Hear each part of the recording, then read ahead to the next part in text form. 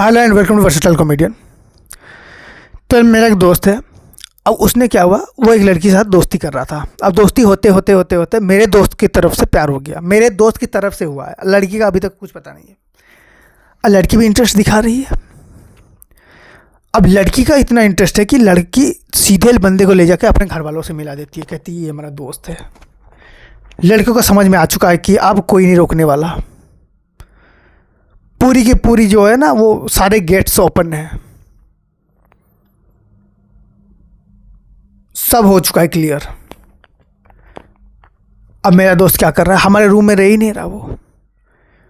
वो आधे टाइम लड़की के घर में रह रहा है, वहाँ पर बल्ब ठीक कर रहा है, राशन पानी ला रहा है और सब देख रहा है।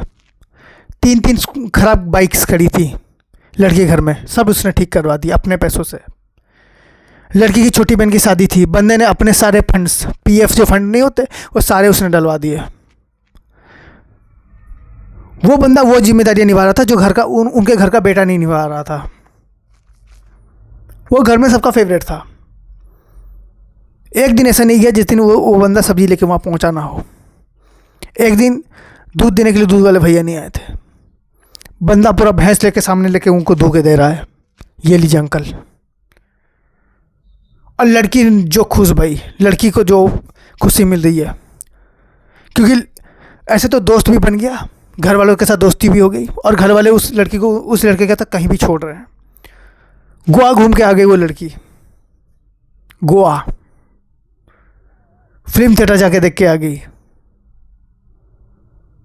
मॉल घूम के आती है। ये बंदे को हमने कभी 30 रुपये वाली चड्डी खरीदते हुए नहीं देखा। बंदी पूरा शोरूम घूम के आ जाती है, महीने के 30,000 के कपड़े की शॉपिंग है उसकी। मैंने बोला इतने पैसे कहाँ से आ रहे? कहते हैं मैंने मम्मी से मांगे हैं। कहते किस हिसाब से? अरे यार, वो अपने बहू पे इतना खर्च तो कर ही सकती है ना। मैंने कहा ठीक, बढ़िया।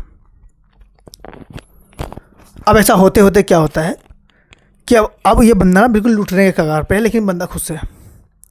कुछ दिन बाद क्या होता है कि लड़के को ऐसे बुलाते हैं और लड़का जाके उनके घर में बैठता है और कहते हैं कि ये इनसे मिलो, ये तुम्हारी आंटी के रिश्तेदार हैं। और वहाँ पर उसके कुछ रिश्तेदार बैठे हुए होते हैं, लड़की के जो मम्मी हैं उनके। अब होता क्या है कि अंकल इंट्रोड्यूस कराते हैं कि लड़की से तो आपने मिल लिया, आप इस लड़के से मिलिए। सबसे इम्पोर्टेंट लड़का है ये, हमारे घर का सदस्य है, सदस्य। अब लड़का भाई जो खुश, उसके हिसाब से काम बन गया। ये रिश्ते के लिए ही बात है, उसको समझ में आ चुका है। उन्होंने कहा कि घर का बेटा है और फिर लड़की से पूछा ये बात सच है? लड़की ने कहा हाँ, ये बिल्कुल मेरे भाई जैसा है।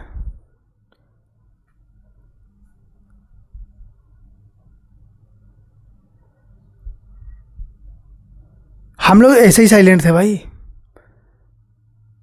उस दिन मेरे दोस्त ने एक्साइटमेंट में हमें भी बुला लिया था। हमें समझ में नहीं आ रहा था कि हम क्या बोलें। लड़की सब जानती थी भाई, लड़के के दिल में क्या था लड़की सब जानती थी। ऐसा यूटर्न कोई नहीं मारता। मेरी ज़िंदगी में ऐसी गाड़ियाँ नहीं देखी, ड्रिफ्ट वाली गाड़ियाँ देखी, पर ऐसा यूटर्न कोई नहीं मारता।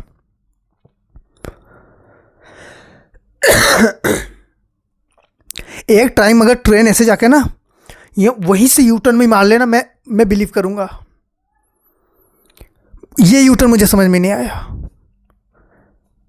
लड़का खड़ा होके कोमा में चला गया था और ये बात सच थी कि वहाँ पर रिश्ता हो रहा था, लेकिन हमारे दोस्त का नहीं, उस लड़की का उस लड़के के साथ। आंटी के रिश्तेदारों के साथ हो रही थी उस लड़की की शादी। और सारा जिम्मा किसको दिया था पता है? मेरे दोस्त को। और हमें देखते ही अंकल ने बोला कि हम बेटा शादी में तुम लोग भी आना। हमने कहा अंकल हमें नहीं आना, क्योंकि उन अंकल की और 2 बेटियां थी। हमें समझ में आ गया अंकल बकरा फंसा रहे हैं। हो सकता है हम लोग बकरे जैसे दिखते हो, बट है नहीं भाई, है नहीं। हमने अपने दोस्त को देखा हुआ है। तो ये आखिरी एंड में एक तो मुझे समझ में नहीं आता उस लड़की ने शुरुआत में क्यों नहीं भैया बोल दिया। बंदे का खर्चा बच जाता यार, बंदा डूब चुका है अब तक। लड़कियों की आदत होती है ना, आखिरी टाइम में जाके भैया बोलेंगी, आखिरी टाइम में. So thank you so much for watching this video. If you like, then please like, share, subscribe and enjoy. Thank you.